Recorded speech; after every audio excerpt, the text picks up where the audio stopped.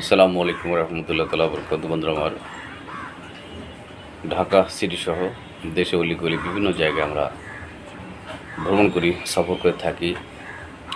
বিশেষ করে রাজধানীর পয়েন্ট একটা মূল যাত্রাবাড়ির যে মোড়, সেই মোড় থেকে এবার ডানে বামে আপনি যদি চলাফেরা করেন গাড়িতে বা বাসে বা রিক্সা বা সিএনজিতে, বেহাল অবস্থা। একটা অসুস্থ মানুষ যদি থাকে সেখানে, বা একজন প্রেগনেন্ট মা বা আমার বোন থাকেন, সেখান থেকে কীভাবে আসবে? এটা যেমন ওয়ার্ড কমিশনার এখন নেই, এখন দেশটা কারা চালায়, কার হাতে এই দেখভালের ব্যবস্থা? আমি অনুরোধ করব, আপনারা সিটি কর্পোরেশনের দায়িত্বে যারা রয়েছেন তারা আপনারা ঢাকা সহ দেশে অলিগলি একটু ঘুরবেন, নিজে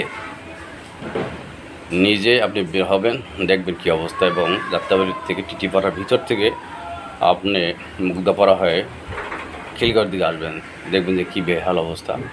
অনুরোধ করব, আপনারা সিটি কর্পোরেশনের দায়িত্বে যারা রয়েছেন তারা একটা দেখবেন এবং সুন্দরভাবে সলিউশনের করে দেবেন।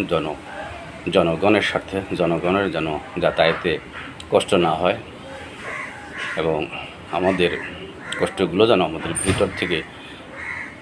ভিতর থেকে বাহিরে না বের হয়। সকলে ভালো থাকবেন। আমাদের কোনো দল নেই, আমরা আল্লাহ রসুলের দলে রয়েছি, আমরা সকলের সাথে রয়েছি। আমরা কোনো দলের মধ্যে নেই, হানাহানি মারামারি কাটাকাটির মধ্যেও নেই। সকলে ভালো থাকবেন, সুস্থ থাকবেন। ভালো যদি মনে হয় লাইক, শেয়ার, ফলো দিবেন, সাবস্ক্রাইব করবেন। ধন্যবাদ।